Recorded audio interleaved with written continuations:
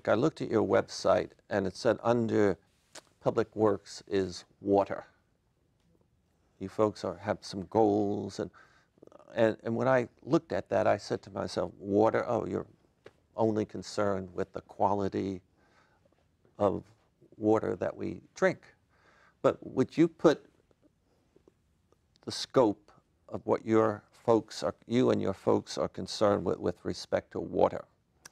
Sure. Let me try, because things are kind of changing rapidly. We're realizing that water can have different qualities for different uses, and we ought to be tailoring the water we use for a particular use. So here we take Hetch Hetchy water, 250 miles away, one of the world's highest quality. Well, we shouldn't use that to really flush toilets with, right? So that should be our drinking water. And then a lesser quality can be used for irrigation. A lesser quality yet could be used to flush toilets. And there's a whole range like that. So we should be targeting the quality of the water with its use. And this whole concept is called the one water approach now, is the new buzzword. One water, meaning you ought to think about all the sources of water you have as your sources, not just our old-fashioned water supply. So you have zero waste, and now you folks in Palo Alto have one water. But is that a nationally accepted term? It's becoming, you'll hear it, yes. We didn't invent it in Palo Alto. Okay. So now matching the incoming water to the particular need. Now I think in my own house, I would have to have a new set of pipes put in so gray water maybe comes in for the flushing of the toilets, or for my wife has a lovely garden. So I want to ask, what about building codes? Yeah. Is there a movement to, when somebody sells a house in the new buyer must upgrade? What's the status? Well, we haven't gotten to the houses yet. We've started with the commercial sector, and not on just change of ownership, but if it's being rebuilt or built from scratch, then there are some building code requirements that kick in. And it basically says you have to dual plumb, because it's the exact problem you just mentioned, of you'd need separate plumbing systems if you're going to have multiple qualities of water and multiple uses. So we've said for commercial buildings, big ones, you have to put in this dual plumbing system when something's constructed for new or it's a major remodel. But we haven't done that for houses yet, but I think this whole thing is coming. And I'm just going to go off on a tangent for a second.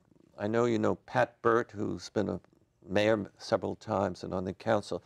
He told me, I think, that you folks are very concerned with the burning of natural gas, which is cleaner than coal, of course, than petroleum, but it's still dirty, okay?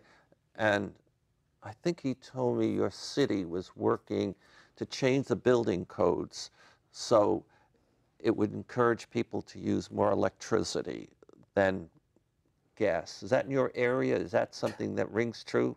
I'd stop short of saying we're in the process of changing the building codes. What we're doing is coming up with ways of encouraging people to switch from electric to gas. A lot of people, though, are sort of married to their gas stoves, and it's not going to be popular to take all types of gas appliances and convert them to electricity. Why we want people to head in that direction, though, is that Palo Alto now has an electric supply that's basically 100% renewable. So it's not producing CO2. And if we could convert people to that non-CO2 electricity, we'd go a long way to meeting these greenhouse gas goals. Because as you point out, although natural gas is cleaner than a lot of energy forms, it's still, those organic molecules are still getting converted to CO2 in the end, right? So we're still producing CO2 when we burn or otherwise combust natural gas. So we are trying to incentivize a switch to electricity, but we're not mandating it with building codes yet. Okay, I'd like to go back to the water for a second. The first section of our interview, we talked about waste management, and you have this zero waste management goal. What about water? And do you have goals that you've already set for matching up the source with the needs? It's a little trickier with water, and we're still searching for a metric that would capture this matching that I talked about, right? It's hard to, we haven't developed a good metric for that matching yet. What we have said is, as you know, and as people realize, is that when we're in a drought period, or even when we're not, we've got a goal of reducing our drinking water, our highest quality water, by a certain amount, right? We had a goal of, I believe it was 24% at the, in the 5th year of the drought, for example. So that's energy efficiency. I'd call it water efficiency. Water. Oh, yeah. That's right. I meant to say efficiency. Yeah. Okay. Yeah. And what's the key to improving the efficiency of water usage? Well, the biggest use is irrigation in Palo Alto. You know, roughly half of the water that comes to your house and you use is used outside the house on landscape. And so one thing we're really big on is trying to take our sewage treatment plant and can sort of upgrade it a little bit further. It doesn't require much upgrading, and produce a quality of water that would be great for irrigation.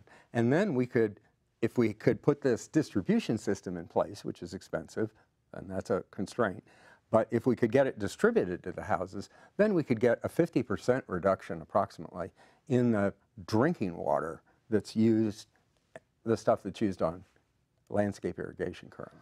So landscape is 50% of the water use in the city of Palo Alto. Roughly, yeah. And you're trying to get a different source to meet that need, which of course means piping at every level. Unfortunately, yeah, that's the big constraint. What about using costs, raising the price? Do you have a rising scale on the volume of water that people use? Well, as you probably know from living here, the cost of water is going up. We're not just raising it to incentivize people, but the San Francisco is spending literally billions of dollars redoing our water supply system, and the cost of water is going up. So without us tinkering with that price increase, it's happening anyway. Okay. Well, we only have a couple of minutes left, and I just want to say Palo Alto wants to be the leader, and is, I know, a leader in a lot of things. We have Palo Alto. In terms of waste management, how does it compare, do you think, to San Francisco? San Francisco is pretty comparable. If you use this metric I talked about a percentage that you've gotten out of the landfill, San Francisco and Palo Alto are pretty much the same. We've both met the state goal, and we're both sort of at the top of the heap. What about San Jose? San Jose is a little further behind, but doing well also. Okay. Menlo Park? You know, I don't know about Menlo Park. How about the rest of the nation as a whole? The rest of the nation is definitely lagging. Lagging. Yeah. Yes. Okay. Now, you're going to go back to work tomorrow or the next day or so. What are you specifically going to concentrate on that's really meaningful to the consumers and in this city of Palo Alto? Well, I'll throw out two things that tie to what we've been talking about. One is a little better treatment at the sewage treatment plant of our water to remove more salt from the system so that we can use it in more irrigation applications. Right. And that's one thing that I'm personally sort of championing is getting that next level of treatment at our sewage treatment plant, removing salt, increasing the ability to use that water for irrigation. The second thing I'd point to in the zero waste area that we haven't talked really about is there's still a lot of unused material, let's call it waste, from construction and from demolition. we call this construction and demolition waste, it still makes up roughly half of what's going into the landfill. And so that's the next big area we have to make a more serious dent in, and we're working on that. So getting salt out of the waste, and that's your plant near Bixby Park? Right. And the other one is, help me with it? The construction and demolition waste? Oh, yes. Yeah. So that's completely different. That's not a water thing. That's a, let's call it a waste thing. That's a second major area that I'm personally sort of focused on. Well, we're going to wrap things up. And I want to say, I think it's wonderful we have people like you in the Public Works Department of the great city of Palo Alto, because I think it's good for all of us. And I know your city, as well as this state, likes to be a leader to try to influence other cities, other states, other countries to learn from what you are doing. My guest has been Phil Bobel. I am Michael Killen. Thank you, Brett.